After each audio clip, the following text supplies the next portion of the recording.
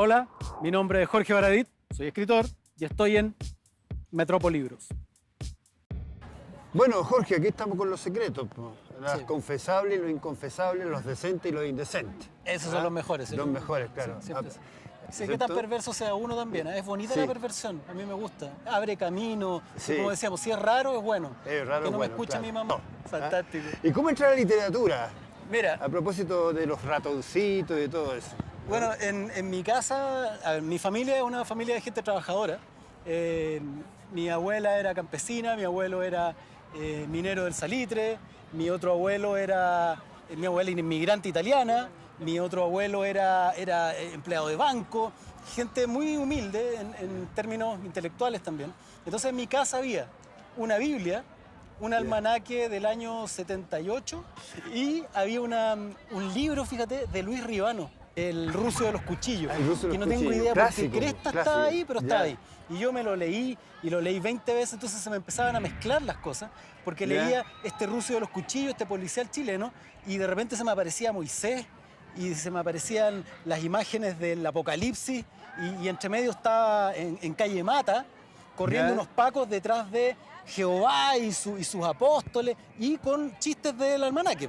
Toda esa cosa, Claro. toda esa mezcolanza, Ya. porque tenía muy pocas cosas para leer. Leía los catálogos de los remedios, leía los folletos que le regalaban los testigos de Jehová a mi abuela, Ya. leía cualquier cosa que se me cruzara en la calle. Era una paranoia, una obsesión tremenda por leer estas manchitas de tinta con formas raras. Entonces, mi señor padre, y esta es una anécdota que me encanta contar, Gregory, trabajaba, él era chofer en la Católica de Valparaíso y los Ya. autos se guardaban en un galpón al fondo de la Avenida Argentina, un galpón oscuro donde había una oficinita chiquitita, donde se escondían ellos, era como una baticueva de Ya. la Católica. Entonces cuando había una emergencia, llamaban a la baticueva, mi papá saltaba al auto ¡rum! Y salía a buscar al rector o a quien fuera. Y ahí Ya. guardaban unos fardos con los libros que sobraban, los restantes de la editorial universitaria. Y como mi papá pensaba que todos los libros eran buenos, no Ya. sabía nada, que había libros malos y había libros malulos, agarraba cualquiera y lo llevaba para la casa. Ya. Y me lo tiraba a la cama y me decía, oye, te traje esto. Y en ese gesto, a este cabro que tenía una especie de bulimia literaria, le tiraban estos queques exóticos raros que podían ser El Altazor de Huidobro, podía ser La caída del Imperio Romano de Héctor Herrera Caja, un libro de la época de la Era de Oro española, La princesa rusa. José por cierto. Zorrilla, Ah, cualquier Zorrilla, tipo claro. raro, ¿cachai? Siglo de oro. Y un día incluso, siempre me acuerdo, me llevó un libro que eran fragmentos del Decamerón, de Boccaccio. Entonces, yo a los 8 años leía pornografía medieval, ¿cachai? Y después me saltaba al Altazor de Huidobro.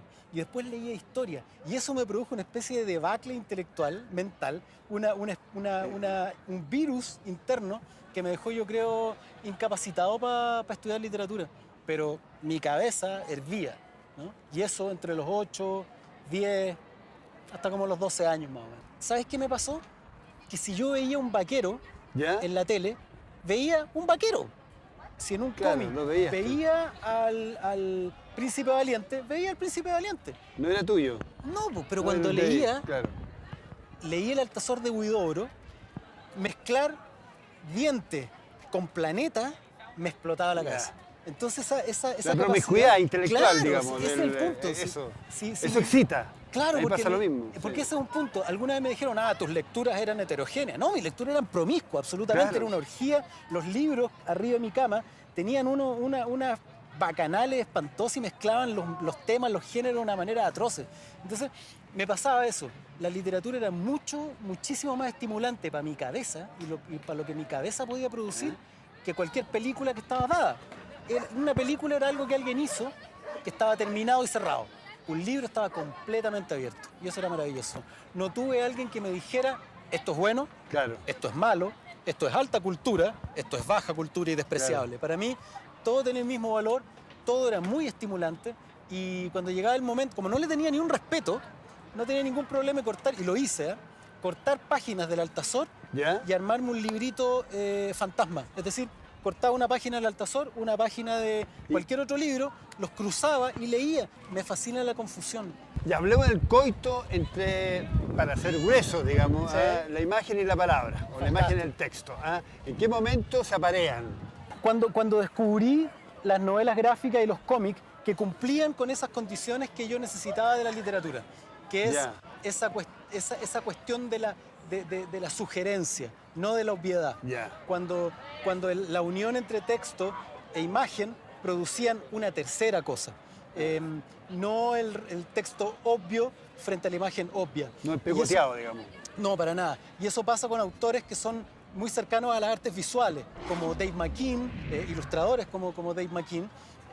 Hay una novela en particular que fue la que me destapó los sesos, que se llama Arkham Asylum, que es una novela gráfica sobre Batman teniendo que entrar al asilo, al manicomio, Arkham, a enfrentarse con el Guasón porque hubo una especie de levantamiento. Los locos se tomaron el manicomio, que es una imagen maravillosa, ¿no? Una cuestión media donosiana también, como que se toman el manicomio y tiene que entrar este personaje que supuestamente se puede ver como una inyección desde el mundo real hacia el cuerpo enfermo para sanarlo. Ya. Y este gallo entra, pero a muy poco andar descubrí... Como la antipsiquiatría, como Claro, lo... como Line y todo eso, pero a muy poco andar descubrí que en realidad era Batman entrando a su propia cabeza. Ya. Este gallo que es un chamán, porque imagínate, Batman es un gallo que cae a un agujero, es decir, cae a los infiernos, se enfrenta con sus miedos y con un animal, con un demonio, que es los murciélagos que lo envuelven, y él, en ese lugar, en ese útero de la tierra, se transfigura y sale convertido en un demonio, en un murciélago. bajas Es un pasiones. chamán, ¿te Sí. fijáis? Y el gallo se enfrenta a sus miedos y a sus temores Ya. en su subconsciente. Entonces lo que este gallo hace, me doy cuenta, es entrar a su propia cabeza, que es el manicomio, y enfrentar a sus demonios, y sale derrotado. Esa novela gráfica que tenía tantos niveles de comprensión, me voló la cabeza. Y de ahí dije, Tate, aquí hay algo maravilloso que explorar.